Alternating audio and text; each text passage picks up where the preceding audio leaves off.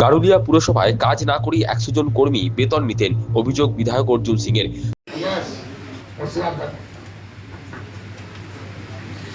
চৌঠা মে নির্বাচনের ফল বেরোতেই তৃণমূল পরিচালিত পুরসভাগুলোতে পরিষেবা পুরো অচল হয়ে পড়ে। চরম ভোগান্তির শিকার হন পুরো অঞ্চলের বাসিন্দারা। পরিষেবা সচল রাখতে ময়দানে নামেন নোয়াপাড়ার বিধায়ক তথা প্রাক্তন সাংসদ অর্জুন সিং। সোমবার বেলায় নোয়াপাড়ার বিধায়ক অর্জুন সিং গারুলিয়া পুরসভায় পুরপ্রধান ও আধিকারিকদের সঙ্গে বৈঠক করেন। বৈঠক শেষে সংবাদ মাধ্যমের মুখোমুখি হয়ে বিধায়ক অর্জুন সিং এর অভিযোগ, ১০০ জন কর্মী কাজ না করেই বেতন নিতেন। একজন কাউন্সিলরের পুত্র ২.৫ বছর কাজ করেননি, অথচ তিনি বেতন তুলেছেন। তার হুঁশিয়ারি, যারা দুর্নীতিতে যুক্ত তারা কেউ ছাড় পাবেন না। দুর্নীতিতে প্রমাণিত হলে তাকে জেলে ঢুকতে হবে। এখানকার কাছে আমাদের কাছে এখানে শুধু না, অনেক মিউনিসিপ্যালিটি লাস্ট গভর্নমেন্ট যে পথশ্রী কাজ বা আরো কোনোগুলো কাজগুলো দিয়েছে, কাজ না করে তার বোর্ড লেগে গেছে, কাজ কমপ্লিটের সার্টিফিকেটও পেয়ে গেছে, পয়সাও। এরকম ভাটপাড়া মিউনিসিপ্যালিটিতে লাইট লাগাবার ১ কোটি টাকা উঠে গেছে, লাইট লাগিয়েনি, লাইট আসিওনি, কাগজ কলমে হয়েছে। এরকম এখানে অনেক জায়গা হয়েছে। এখানে প্রায় ১০০ লোক বিনা কাজ করে পয়সা নেয়।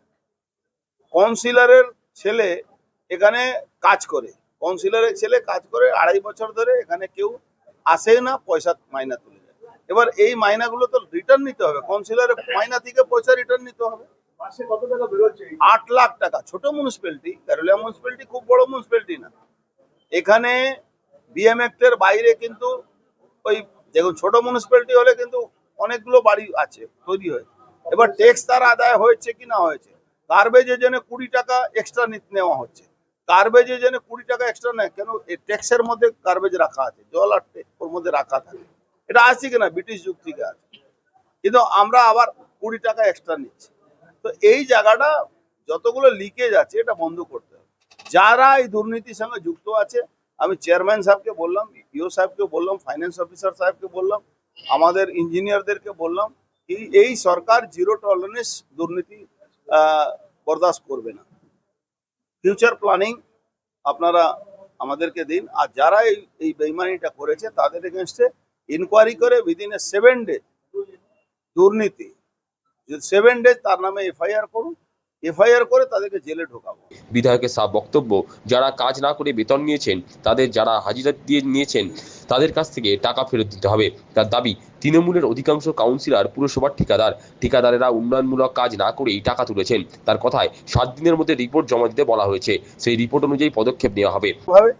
এখানে কোনো যত দুর্নীতি যারা চুরি করেছে তাদেরকে জেলে যেতে হবে, এখানে কোনো এক্সকিউজ নেই। আমি চেয়ারম্যান সাহেব, ইও সাহেব, এফও সাহেব, ভাইস চেয়ারম্যান সবাইকে আমি রিকোয়েস্ট করে যাচ্ছি, ইমিডিয়েট স্টপ আর অ্যাকশন, নালে কিন্তু আপনাদের এগেইনস্টে আমরা মামলা করব। এই মামলা করার অধিকার একটা সাধারণ এখানকার যে ট্যাক্স পেয়ার আছে তার অধিকার আছে, এটা আমাদের সংবিধানে বলা আছে। এই জন্য বলছি, আমরা কোনো পৌরসভাকে কোনো ডিস্টার্ব করা আমাদের কোনো নীতির মধ্যে নেই, কোনো আমাদের সিদ্ধান্তের মধ্যে নেই। কিন্তু যারা চুরি করেছে তাদেরকে ছাড়ারও সিদ্ধান্ত আমাদের কাছে নেই। ধরুন কাউন্সিলরের মাইনা থেকে টাকাটা রিটার্ন করাতে হবে, নালে তার নামে এফআইআর করে টাকাটা রিটার্ন চাইতে হবে যে তুমি কাজ করোনি ভাই। এবার যে অফিসার তাকে হাজিরি দিয়েছে তার থেকেও টাকা আদায় করা যেতে পারে। বা আপনারা জানেন, একটা দেশের আইন আছে যে আপনি যদি কোনো সরকারি সম্পত্তি, আমাদের রাজ্যেও আছে, সরকারি সম্পত্তি নষ্ট করেছেন বা চুরি করেছেন, তা কেস তো হবে, তার রিকভারিও হবে, এটা আইনের মধ্যে আছে। ঠিকাদাররা তো এখানে ম্যাক্সিমাম কাউন্সিলরই ঠিকাদার আছে, যারা একটু মুখ খুলতে পারে না তারাই এসব পায় না। আর বাদ বাকি বেশিরভাগ এখানকার কাউন্সিলরই ঠিকাদার হয়ে গেছে।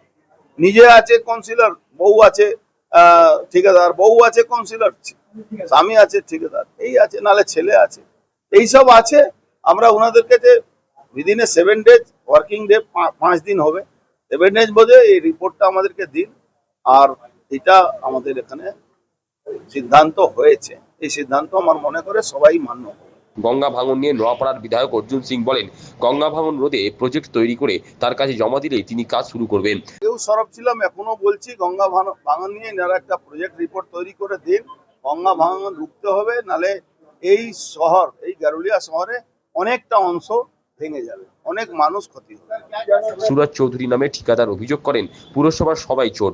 রাস্তাঘাট ও নিকাশি বাবদ তার 13 লক্ষ টাকা পুরসভার কাছে বকেয়া আছে, সেই টাকা তিনি এখনো পাননি। সব চোর আছে পুরো, এই যে গার্লিয়া পৌরসভা টিএমসি যত আছে চোর আছে। আমার 6 বছর থেকে 13 লাখ টাকা দিল না, চেয়ারম্যান বলছে আধে টাকা দিতে হবে তবে আমি টাকা দেব। এই রোমেন দাস, আমি কন্ট্রাক্টিং করতাম, আমার কাজও দিত না, তারপরে আমার পেমেন্ট দিল না ইনি। ঠিক আছে, বিধায়ক সাহেব মনজুর সিং অনেকবার বলেছিল ইনি কি না সুরজে পেমেন্ট করা হোক, তার সত্ত্বেও দিল না। আমার 13 লাখ টাকা পাওনা আছে।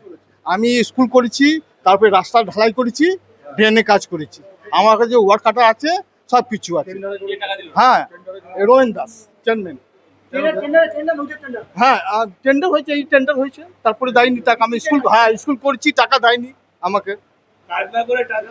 হ্যাঁ, পুরপ্রধান রমেন দাস বলেন, দুর্নীতি প্রমাণিত হলে যথাযথ পদক্ষেপ নেওয়া হবে। বিধায়ক যে সকল কথাগুলো বলেছেন, আমরা ডিপার্টমেন্টে সবাইকে নিয়ে বসবো। যদি কোনো সত্য প্রমাণিত হয় তাহলে উনি যেভাবে বলেছেন অ্যাকশন নেওয়ার কথা সেভাবে অ্যাকশন নেওয়া হবে। আগে পরিস্থিতিটা দেখি কি দাঁড়ায়। আমরা সবার ডিপার্টমেন্টে বলছি, পিডব্লিউডিকেও বলেছি, আমরা কনজারভেন্সিকেও বলছি, যার যার ডিপার্টমেন্টকে বলা হচ্ছে এরকম যদি কোনো কিছু থাকে আগে ওনার কাছে রিপোর্টটা আমরা জমা দেবো। জমা দেওয়ার পর ওনার নির্দেশ মতন তারপর যাওয়া হবে। দেখুন, আমার বিধায়কের কাছে হয়তো এরকম রিপোর্ট থাকতে পারে, কিন্তু আমার কাছে সেইভাবে রিপোর্ট নেই। আমরা চাইবো যাতে উনি যে কথাগুলো হচ্ছে সেই কথাগুলো আমরা আগে দেখি, যে উনি যে কথাগুলো বলেছেন আগে আমরা ডিপার্টমেন্টে দেখব, দেখার পর আমরা ওনাকে রিপোর্ট জমা দেবো, তারপর উনি যেরকম ভাবে বলবে সেইভাবে হবে। প্রয়োজনে দুর্নীতি ধরা পড়লে আপনাদেরও বিরুদ্ধে এফআইআর হতে পারে। 100% দুর্নীতি কোনো ক্ষমা আছে নাকি? যে দুর্নীতি করবে, যদি আমিও যদি দুর্নীতি করি তা আমার কেন ক্ষমা থাকবে নাকি?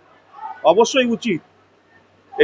এটা শুধু নতুন গভর্নমেন্ট এসছে না, সব গভর্নমেন্টে একই কথা বলবে, যে দুর্নীতি করবে তার জেলে ছাড়া আর কোনো জায়গা হতে পারে না।